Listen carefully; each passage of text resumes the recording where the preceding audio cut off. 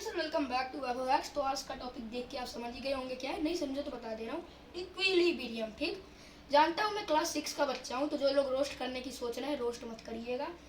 हाँ, बहुत बड़ा टॉपिक है, लेकिन मैं पढ़ा रहा हूँ। क्यों पढ़ा रहा हूँ मैं भी नहीं जानता। ठीक, तो ये इक्विलिब्रियम में इनकी 3 हस्तियाँ हैं। दादाजी के 2 बेटे, पप्पा जी और चचा जी। हाँ, पप्पा जी के 3 बेटे। ठीक, चलिए तो पहले दादाजी के बारे में पढ़ लेते हैं, क्योंकि जो बड़े हैं उनको हमें सम्मान करना चाहिए, उनका सम्मान करना चाहिए। तो चलिए इक्विलिब्रियम के बारे में पहले पढ़ लेते हैं। तो इक्विलिब्रियम क्या है, एक टाइप से समझ लीजिए लाइक ये पेंसिल है। हाँ, ये बॉडी है एक टाइप से। इस बॉडी के ऊपर ऑल काइंड्स की फोर्स, जितनी काइंड की फोर्स है वो इसके ऊपर एक्ट कर रही है, सारी काइंड्स की फोर्स एक्ट कर रही है। लेकिन जब इस रिजल्ट अगर 0 आ रहा है तो ये body set to be equilibrium, यानी बॉडी इक्विलिब्रियम में है। ठीक, तो अब दादाजी तो थे, दादाजी के 2 बेटे हो गए, static equilibrium and dynamic equilibrium.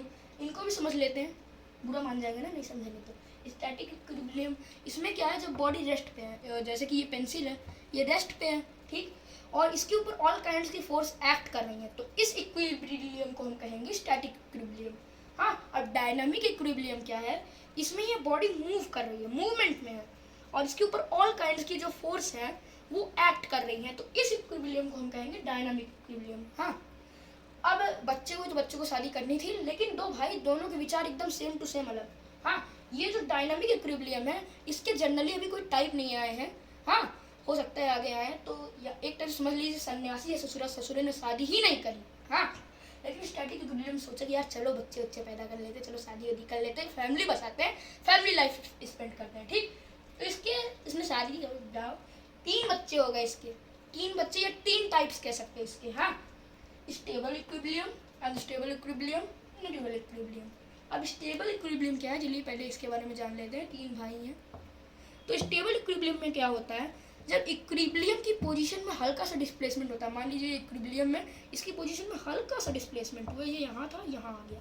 हाँ, और लेकिन इस बॉडी की इतनी टेंडेंसी है कि ये अपनी पोजीशन पे वापस जा सकती है, तो इस इक्विलिब्रियम को हम कहेंगे स्टेबल इक्विलिब्रियम। ठीक, अनस्टेबल इक्विलिब्रियम, अब इसमें क्या है कि ये इसका भाई है, इसमें कुछ क्वालिटीज ही इसकी अपोजिट हो गई हैं, कुछ क्वालिटीज हैं लेकिन वो एकदम अपोजिट है।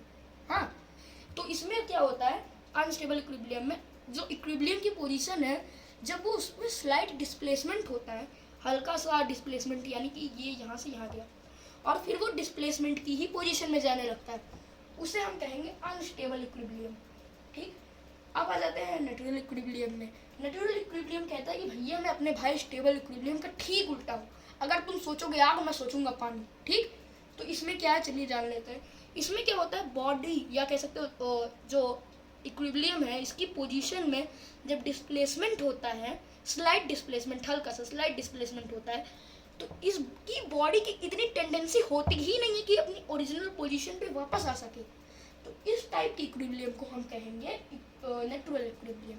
हाँ, तो दादाजी के बारे में पढ़ लिया, दादाजी के 2 बेटों के बारे में पढ़ लिया, उनमें से एक बेटे के 3 बेटों के बारे में पढ़ लिया, तो अब क्या पढ़ना है, जाइए। लेकिन हाँ, जाने से पहले ये ज़रूर कहूँगा कि अगर वीडियो अच्छी लगी तो सब्सक्राइब कर दीजिएगा। मैं जानता हूँ सब्सक्राइब करने को मुझे कहना नहीं पड़ेगा, आप लोग कर देंगे। और अगर नहीं समझ आए तो एक बार ज़रूर देखिएगा, ये मेरा फेवरेट टॉपिक है।